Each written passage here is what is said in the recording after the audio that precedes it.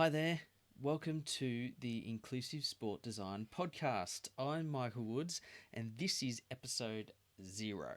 That's right. This is the first recording for the podcast where I'm going to introduce you to myself, introduce you to what inclusive sport design is all about, and I guess what the kind of hopes and dreams are for this little podcast. So thanks for being here. Thanks for taking the time to listen. And hopefully this is something that's of interest to you and we can, get to know each other over the course of this podcast and as it evolves and grows. So I guess where I might start is what's inclusive sport design? What's it all about? Well, basically, inclusive sport design is a platform that I founded in 2017, which is basically to share information and resources and guidance on how to make inclusion happen in your sports club or your sports organization. And, I do that via the Inclusive Sport Design website, which is inclusivesportdesign.com.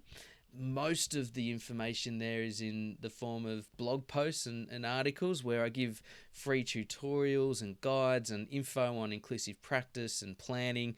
And this is something I'm adding to all the time. So please check it out. And if you have a question that needs a solution or you got a topic that you think needs to be covered, then, let me know. I'd love to know how I can help you more. I also send out free weekly inclusion tips via email to subscribers. And these are super handy bite-sized tips, and they're all aimed at helping you learn about new ideas and simple things that you can put into action to make inclusion happen. And I guess at the time of this recording as well, I'm also finalizing my first online courses that go deeper on the essential aspects of inclusion that'll help you make a bigger impact. And you can check those out at inclusivesportdesign.com. And look, the inclusive sport design is really about trying to break things down to provide simple and actionable approaches to inclusion. And it all comes from my time working in community sport in Australia and high performance sport, Paralympic sport specifically. And I guess I've seen and observed this need to bridge the gap between, I guess, people's intention and actual action when it comes to inclusion and diversity. All too often, I hear organisations, people at all levels talking about being inclusive, yet failing to kind of take the direct and genuine and meaningful action required to actually make it happen. I've all heard, or maybe we've been guilty of saying things like, our sport's inclusive, we won't turn anyone away that turns up.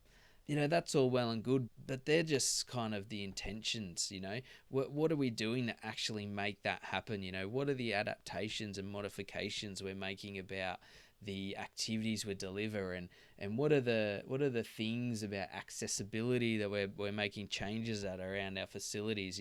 What are the policies we have in place? What are the action plans that we're taking action on? It's all those things that we need to do and not just say, which is what I'm trying to address. Yeah, so inclusive sport design is about planning for inclusion. It's about how to design sport programs. It's about how to connect with diverse and emerging target markets, and ultimately kind of learning from the experiences of people out there doing it.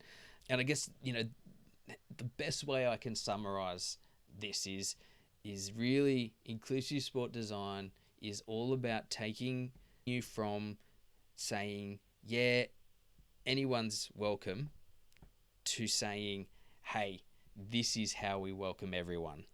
And I guess that's probably the best way to sum it up in a succinct couple of sentences. So I hope that gives you a little bit of an idea of what this is all about. What I want to do as well in this episode is share a little bit about who I am, where I've come from, how I've got to this point, and also a little bit about what's coming up, or what I hope to have coming up on future episodes of the Inclusive Sport Design podcast. So who am I? Who's Michael Woods? Well, I'm a dad of a little guy who keeps me on my toes. Absolutely adorable little boy. I'm a husband to an amazing wife who is always patient with me and supports me in all the crazy things that I want to do. I'm a career sports administrator. So going on around 15 years, I've been working in sport at a whole bunch of different levels and in different roles. And recently, in the last couple of years, I've also stepped away from kind of the full-time employment in sports administration and into the realms of consulting and project work. So that's been a bit of a journey and an interesting one, but we'll talk a little bit more about that later and probably on future episodes as well. But, sport's been a constant in my whole life. I started playing football, the round ball version, since I was 5 years old, like a lot of kids, certainly in Australia and in a lot of places around the world, we start getting involved in sport pretty early on. And for me, it was football, and, I carried that on until my mid-20s. I wasn't horrible. I wasn't amazing, but, I played a bit of rep and played for school and really, really enjoyed playing football. And it was a big, big part of my growing up years and certainly in my early adult years as well. And, I dabbled in a bit of coaching and things as well there because I just loved it. Football was amazing. I really, really, really enjoyed it. And alongside football, particularly throughout school, I did athletics and track and field and a bit of basketball. For those who know me, I think you played basketball. Wasn't the tallest on the court, but I did it for the fun of it, and it was pretty good. And played a bit of touch football as well, which I really enjoyed, and a bit of social Oz tag with my mates as well, which was really good. Shout out to the Tibby Hot crew in Canberra. Then I kind of got through school and thought, sport was going to continue to be part of my working and professional life as well. So naturally, went to uni, did a sports management degree, and actually started in coaching and sports science, and decided that the science was too hard and thought the administration subjects were much more my style. So switched the degree around and ended up with a sports management degree. But that's kind of, been my sporting life and my life in a nutshell. And I guess, how I got involved with inclusion and diversity in sport is an interesting story in itself. I went through my degree and I got to my final year in my sports management degree, and there was a bunch of internships up for offer that would go through the last sort of final year of study. And so I put my hand up for an internship at ACT Sport. I was studying at University of Canberra, so ACT Sport, the state-based sports organisation there, had an internship going in the disability sport education program. And that one really interested me and intrigued me, and I put my hat in the ring for it, and I was successful and got this internship, which was really good in the final year of university because there was actually a little bit of money that came with it. There was a paid internship, which is rare and certainly very attractive to a struggling uni student. But the role itself really interested me, working in disability sport, which is something that throughout my studies I hadn't really been exposed to. And so what I found was that was a really formative time in my education. It exposed me to adaptive sport, inclusive sport, Paralympic sport, and probably more importantly, was able to connect with some really influential people in the space who eventually have become mentors for me and who I consider to be friends as well. Gurus like Peter Downs and Ken Black I met during that time, and also champion athletes Hamish McDonald and a few others who have played a really influential role in promoting inclusive sport and Paralympic sport and continue to do that. So it was really formative, and it also kind of, I guess, opened the door to the career path that I've ultimately taken. So it was really, a really important sort of period in my life in terms of how I ended up in inclusive sport and developing this interest and passion. But what's really interesting is it wasn't until, very recently in the last sort of 12 months where I actually kind of reflected on what prompted me to actually apply for that internship and head down this career path. And the conclusion that I guess I've come to is that it was a combination of life experience and my values that have been sort of instilled by my parents and my schooling and being involved in sport and what my passion for sport was really based on.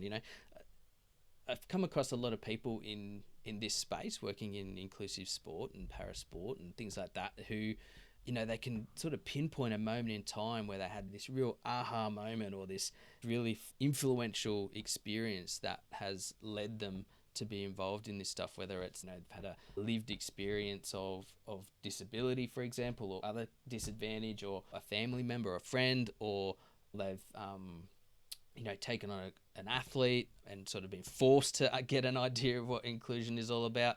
Whereas for me, I can't pinpoint one single thing. So I've kind of been reflecting a little bit on this, and I think there's a few important moments on top of that internship experience that I think have kind of had an influence on me heading in this direction. The most important one, and probably the most obvious one, is the fact that I've been involved in sport for the better part of my life, and I guess I understand the benefits of sport and all the good things that comes with it. And the things that I really enjoyed while I was, a competitive person, I wasn't an elite athlete by any stretch of the imagination, but, being part of the team, building those social connections with friends, being fit and healthy, all those things I think are really important. And there's a lot of transferable stuff that comes from that you can take into other realms of life. But when I was young, I saw the value, and I didn't really understand how important, how valuable that really could be. And certainly I didn't have the concept that my experience wasn't the same experience as everyone else's. That came later. So I guess there's a motivation for me to ensure that what I experienced is something that is available and on offer to everyone. The other kind of moment that I think I can pinpoint is the 2000 Paralympic Games. So I would have been, 16, I think. And my family went to the Paralympics in Sydney. That was such an eye-opening experience for me as someone who loved sport, was passionate about sport as a player, played a lot of football at the time, was kind of probably playing the most football I'd ever played at that point in my life. And I just remember going to watch the CP football and just being in absolute awe of these guys, elite athletes, playing football in a way which I'd never seen football played before, and being so just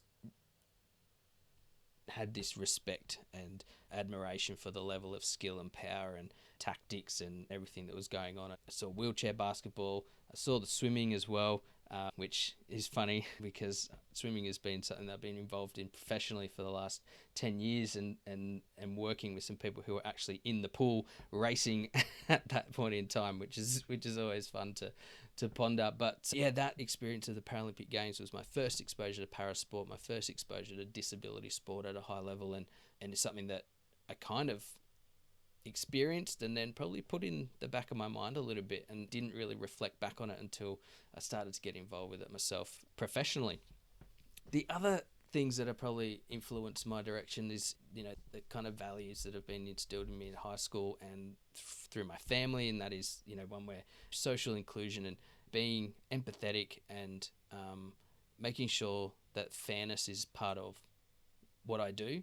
And that's not something that's been overt. That's just something that I guess has been part of my life and upbringing, and I've carried that through in what I do in life and work as well, which is probably important. And then I kind of found myself when I was transitioning into my sports administration career, looking for the right job. And that right job popped up at Swimming Australia. It was the inclusion officer role. And I guess that was where, I started to get really interested and took this stuff seriously and started to really learn about this stuff. And I'm still working with para swimming and the inclusion activities at Swimming Australia. And I guess over the course of the podcast, we might get into a little more detail about that. But that's kind of the journey I've been on. And now I'm at a point where I'm trying to share some of my experiences and share the experiences of others. And I guess looking to serve more people, looking to make a bigger impact by helping people like you make an impact, and just continuing to learn from other people as well, which is another motivation for the podcast itself, is so that I can have conversations with really interesting people and bring you along for the journey. Which is probably a good segue to say, well, what's coming up? on the future podcast, or what I hope to have coming up on the future podcast, and that is, well, I want to bring people on, the gurus, the experts, and the people doing good things to share what they know and share how they do things so that we can all learn from it. I want to share some of the processes and ideas that I think will help you take action. So you will hear a little bit from me, but ultimately it's all going to be geared towards giving you the tools, the information, and hopefully the confidence that you need to move forward and take action on inclusion. So that's kind of who I am, what I do, where I've come from, what I hope to get out of this podcast, and what I hope to give you out of this podcast. And look, if you like what you've heard and you want to hear more, please subscribe. If you think this will be of use to someone you know, please go ahead and share it with them. You know, I'd appreciate you for doing that if you do. But look, I'm going to wrap it up now. We're coming on 20 minutes. I think that's enough. Thanks for listening, and I look forward to bringing you episode 1 very, very soon. And like I said, check out inclusivesportdesign.com for more information and more resources. A whole bunch of free stuff there. You can find us on Facebook at Inc Sport Design. We're on LinkedIn, so check us out there. And the other thing you can also do is we've got a Facebook community group that you can join as well. So look for that, search Inclusive Sport Design Community in the groups, and request to join that. I'll add you in there, and you can start to connect and converse with other people, all with the same goals around inclusion in sport. But look, that's it. Hope to speak with you again soon, and hope to bring you more interesting episodes in the not too distant future. I'm Michael Woods. This is Inclusive Sport Design Podcast. Bye for now.